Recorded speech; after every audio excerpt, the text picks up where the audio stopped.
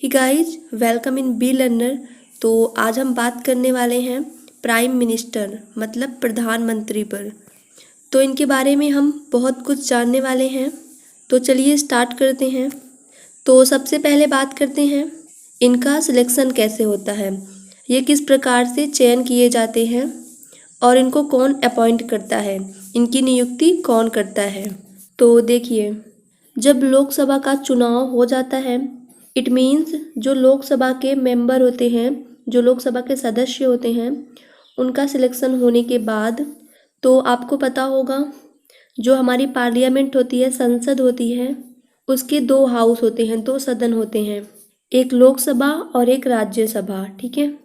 और लोकसभा में अधिकतम सदस्यों की जो संख्या होती है, मैक्सिमम नंबर ऑफ मेंबर्स, वो 543 होती है, 543। मतलब लोकसभा में कुल जो चुने हुए मेंबर होते हैं, जिनको हम इलेक्शन के दौरान चूज करते हैं, उनकी संख्या 543 होती है। ठीक है। और जो दो लोग होते हैं, उनको जो प्रेसिडेंट होता है वो नॉमिनेट करता है, वो चूज करता है। ठीक है। और वो एंग्लो इंडियन कम्युनिटी से होते हैं, अर्थात आंग्ल भारतीय समुदाय से। ठीक है। मतलब जो लोग अंग्रेज होते हैं लेकिन अब वो भारत में ही रहते हैं, भारत के ही सिटीजन्स हैं, तो उन कम्युनिटी से, उन समुदाय से दो लोगों को प्रेसिडेंट अपॉइंट करता है। ठीक है। तो इस प्रकार से जब लोकसभा में 543 मेंबर्स आ जाते हैं, तो लोकसभा में जिस पार्टी को, अर्थात जिस दल को स्पष्ट बहुमत प्राप्त होता है, क्लियर मेजॉरिटी प्राप्त होती है, उसी पार्टी का जो लीडर होता है, जो नेता होता है, उसी को प्रेसिडेंट, प्रधानमंत्री, पीएम नियुक्त करता है। ठीक है। अर्थात जब 543 मेंबर्स स्टेट से या फिर यूनियन टेरिटरी से, राज्य से या फिर केंद्र शासित प्रदेशों से आ जाते हैं, तो उसमें ऐसी पार्टी जिसको सबसे ज़्यादा मेजॉरिटी प्राप्त होती है, बहुमत प्राप्त होता है, उसी पार्टी का जो लीडर होता है, जो नेता होता है, उसी को राष्ट्रपति, प्रधानमंत्री नियुक्त करता है, अपॉइंट करता है। ठीक है। तो इसी प्रकार से हमारे पीएम की अपॉइंटमेंट अर्थात नियुक्ति हो जाती है। ठीक है। अब आगे देखते हैं कार्यकाल, टेनर कितना होता है इनका, अर्थात ये कब तक कार्य करते हैं। ठीक है। तो इनका टेनर होता है 5 ईयर। ठीक है। 5 वर्ष तक ये बने रहते हैं। ठीक है। नेक्स्ट देखते हैं योग्यता, एलिजिबिलिटी, अर्थात पीएम बनने के लिए किसी भी सिटीजन को क्या योग्यता, क्या एलिजिबिलिटी रखनी होगी। ठीक है। तो फर्स्ट है यहाँ पर, वह भारत का नागरिक हो, अर्थात वह इंडिया का सिटीजन हो। ठीक है। एंड सेकंड है, वह किसी सरकारी लाभ पद पर ना हो, अर्थात वह कोई गवर्नमेंट जॉब ना करता हो। ओके। एंड थर्ड है, वह न्यायालय द्वारा दंडित ना हो, अर्थात उसको कोर्ट के द्वारा पनिशमेंट ना दी गई हो। ठीक है। एंड नेक्स्ट है यहाँ पर, वह संसद के मतलब पार्लियामेंट के किसी भी सदन, जो दो हाउस होते हैं, लोकसभा और राज्यसभा, तो कोई भी हाउस में निर्वाचित होने की योग्यता रखता हो। तो ये तो आपको पता ही होगा, वो किसी हाउस में, सदन में आने के बाद ही प्रेसिडेंट अर्थात राष्ट्रपति द्वारा अपॉइंट किया जाएगा, नियुक्त किया जाएगा। ठीक है। अब देखते हैं आगे। देखिए पीएम की सैलरी कितनी होती है, इनका वेतन कितना होता है। तो इनकी सैलरी होती है 1,60,000 पर मंथ, हर महीने इनको मिलती है। ठीक है। और प्लस इन्हें कुछ अलाउंस भी दिए जाते हैं, कुछ भत्ते भी दिए जाते हैं, जैसे ये कहीं ट्रैवलिंग कर सकते हैं फ्री में, और कहीं भी रह सकते हैं फ्री में, और कहीं भी अपना इलाज करवा सकते हैं। तो आगे देखते हैं पद त्याग अर्थात रिजिग्नेशन, इट मीन्स यह अपने पद से, अपने रैंक से, अपने पोस्ट से कैसे हट सकते हैं। ठीक है। तो पहला है यहाँ पर मृत्यु होने पर, अर्थात जब इनकी डेथ हो जाएगी तो ये खुद ही अपने पोस्ट से, अपने पद से हट जाएंगे। ठीक है। सेकंड है, जब पार्लियामेंट, जो संसद है, वो अविश्वास प्रस्ताव पास करती है, अर्थात वोट ऑफ नो ट्रस्ट पास करती है, तब इन्हें अपने पोस्ट से, अपने पद से हटना होता है। ठीक है। एंड लास्ट है, लोकसभा में बहुमत, जो मेजॉरिटी होती है, उसको खो देने पर, उसके लॉस्ट हो जाने पर इन्हें अपने पद से हटना होता है। ठीक है। अब देखते हैं आगे शपथ ग्रहण, अर्थात इनकी ओथिंग कैसे होती है, किसके द्वारा होती है। तो इनको शपथ राष्ट्रपति के द्वारा, प्रेसिडेंट के द्वारा दिलवाई जाती है। ठीक है, तो आपको पता होगा ये शपथ लेते हैं कि मैं अपना कार्य अच्छे से निभाऊंगा। ठीक है, तो इस तरह से राष्ट्रपति के द्वारा इनको ओथिंग दी जाती है। और अब देखते हैं इनके फंक्शंस एंड पावर। ठीक है, कार्य और शक्तियाँ। तो फर्स्ट है यहाँ पर, भारत में संसदात्मक व्यवस्था होने के कारण, अर्थात इंडिया में पार्लियामेंट्री सिस्टम है। तो आपने शायद पढ़ा होगा, अकॉर्डिंग टू एग्जीक्यूटिव मतलब कार्यपालिका के अनुसार 2 प्रकार की शासन व्यवस्था होती है। ठीक है, एक होती है संसदात्मक व्यवस्था मतलब पार्लियामेंट्री सिस्टम, और दूसरी होती है अध्यक्षात्मक व्यवस्था मतलब प्रेसिडेंटल सिस्टम। ठीक है, तो प्रेसिडेंट तो दोनों में ही रहेंगे, लेकिन जो प्रेसिडेंटल सिस्टम होता है उसमें जो शासन की संपूर्ण शक्ति होती है, जो गवर्नेंस की पावर होती है, वो सिर्फ एक ही पर्सन मतलब एक ही व्यक्ति के अंदर होती है, और वो होता है हमारा राष्ट्रपति। ठीक है, और जो संसदात्मक व्यवस्था होती है, पार्लियामेंट्री सिस्टम होता है, इसमें प्रेसिडेंट के पास एग्जीक्यूटिव जो पावर होती है, जो कार्यपालिका शक्ति होती है, वो नहीं होती। इसमें एक केंद्र सरकार होती है, एक सेंट्रल गवर्नमेंट होती है, और शासन की सारी शक्तियाँ उसी केंद्र सरकार में होती हैं, निहित होती हैं, इम्प्लाइड होती हैं। ठीक है, और सिर्फ नाम मात्र की शक्ति जो नॉमिनिकल पावर होता है वो प्रेसिडेंट के पास रहता है।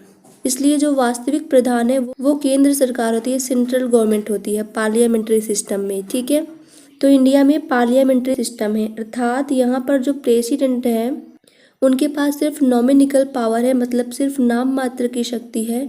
जो वास्तविक शक्ति है, जो रियल पावर है एग्जीक्यूटिव की मतलब पार्लियामेंट की, वो पीएम में होती है। ठीक है, एंड सेकंड है यहाँ पर मंत्रिपरिषद का निर्माण, अर्थात यही काउंसिल ऑफ मिनिस्टर्स को सिलेक्ट करते हैं। ठीक है, जब प्रेसिडेंट पीएम को अपॉइंट कर देते हैं, अर्थात पीएम जब बन जाते हैं, तो संपूर्ण कार्यपालिका जो शक्ति है, जो एग्जीक्यूटिव पावर है, वो इनके पास होती है। लेकिन ये अकेली पूरी सरकार नहीं चला सकते, अर्थात पूरे इंडिया को यही गवर्न नहीं कर सकते। इसलिए जो हमारा संविधान है, हमारा जो कॉन्स्टिट्यूशन है, वो इन्हें ये अधिकार है, ये राइट्स इनके पास है कि ये अपने साथ जो चुने हुए मेंबर्स आते हैं लोकसभा में 543 मेंबर्स, उन्हीं में से कुछ सदस्यों को चुनकर अपने साथ ले सकते हैं। ठीक है, जिनके साथ मिलकर ये कार्य करेंगे और अपने राज्य पर, अपने देश पर, अपने कंट्री पर शासन करेंगे। ठीक है, तो जो कुछ सदस्यों को ये चुनते हैं तो उसी से बनती है हमारी मंत्रिपरिषद, अर्थात जो सदस्य चुने जाते हैं उनका जो समूह होता है, उनका जो ग्रुप होता है, उसी को हम मंत्रिपरिषद बोलते हैं, काउंसिल ऑफ मिनिस्टर्स बोलते हैं। ठीक है, और जो पीएम होता है वो इन सदस्यों को, इन मेंबर्स को इनके कार्य और एक्सपीरियंस के आधार पर, अनुभव के आधार पर इन्हें अलग अलग श्रेणियों में, अलग अलग कैटेगरी में रखता है। ठीक है, जैसे कि 3 श्रेणी बनी होती है। पहला होता है मंत्रिमंडल, अर्थात जो कैबिनेट मिनिस्टर्स होते हैं, एंड सेकंड होता है स्टेट मिनिस्टर, जो राज्य मंत्री होते हैं, एंड थर्ड होता है डिप्टी मिनिस्टर, अर्थात उप मंत्री। ठीक है, अर्थात जो सबसे ज़्यादा एक्सपीरियंस वाले होते हैं उन्हें सबसे महत्वपूर्ण मंत्रालय मिलता है, और वो कैबिनेट मिनिस्टर्स होते हैं। ठीक है, उसके बाद जो स्टेट मिनिस्टर्स होते हैं उन्हें छोटा मंत्रालय जो होता है, छोटी मिनिस्ट्री जो होती है वो मिलती है, या फिर वो कैबिनेट मिनिस्टर्स की हेल्प करते हैं। ठीक है, और जो डिप्टी मिनिस्टर्स होते हैं वो हमेशा ही कैबिनेट मिनिस्टर या फिर स्टेट मिनिस्टर दोनों की हेल्प करते हैं। तो इस तरह से होता है। ठीक है, तो थर्ड देखिए यहाँ पर मंत्रिमंडल का निर्माण। तो आपने अभी जाना ही कैबिनेट का कैसे निर्माण होता है। ठीक है, इसको पीएम ही करते हैं, इसलिए इनके पास ये अधिकार है। ठीक है, एंड 4 है यहाँ पर मंत्रियों को, अर्थात मिनिस्टर्स को उनके कार्य, जो उनके वर्क होते हैं उनको देना, अर्थात मिनिस्ट्री देना। तो ये काम पीएम ही करते हैं, मतलब किसको कौन सी मिनिस्ट्री देना है, अर्थात अगर उसके पास कम एक्सपीरियंस है तो उन्हें वो कैबिनेट मिनिस्टर्स की श्रेणी में नहीं रखते, उन्हें फिर स्टेट मिनिस्टर्स की श्रेणी में रखते हैं और उन्हें छोटा मंत्रालय मिनिस्ट्री देते हैं। ठीक है, एंड नेक्स्ट है राष्ट्रपति जो प्रेसिडेंट होता है एवं मंत्रिमंडल के बीच संबंध बनाए रखना, अर्थात कैबिनेट मिनिस्टर का जो ग्रुप होता है, समूह होता है, उसी को हम मंत्रिमंडल बोलते हैं। ठीक है, तो जो प्रेसिडेंट होता है और जो मंत्रिमंडल होता है उनके बीच संबंध ये बना के रखते हैं। ठीक है, क्योंकि ये इसके लीडर हैं, इसके नेता हैं। ठीक है, मंत्रिमंडल के, तो सारी इन्फॉर्मेशन जो होती है, जानकारी जो होती है, वो राष्ट्रपति तक पहुंचाते हैं। ठीक है, तो इस तरह से ये बीच में रिलेशन बना के रखते हैं। ओके, एंड नेक्स्ट है यहाँ पर देश का नेतृत्व, कंट्री को यही लीड करते हैं, ये तो आपने देखा ही। एंड नेक्स्ट है यहाँ पर शासन करने वाले दल का प्रमुख नेता, तो जैसा कि आपने देखा अभी, जो सबसे फर्स्ट कैटेगरी होती है, अर्थात जो मंत्रिमंडल होता है, जो कैबिनेट मिनिस्टर जिसमें होते हैं, तो सबसे इम्पोर्टेंट काम उन्हीं को दिया जाता है, अर्थात वही शासन करते हैं। तो उसका प्रमुख नेता जो लीडर है वो पीएम होते हैं। ठीक है, एंड नेक्स्ट है यहाँ पर 8 नंबर, राष्ट्रपति को प्रेसिडेंट को परामर्श देने की शक्ति। ठीक है, अर्थात राष्ट्रपति के लिए, प्रेसिडेंट के लिए ये काउंसलर का कार्य करते हैं। ठीक है, उनको परामर्श देते हैं।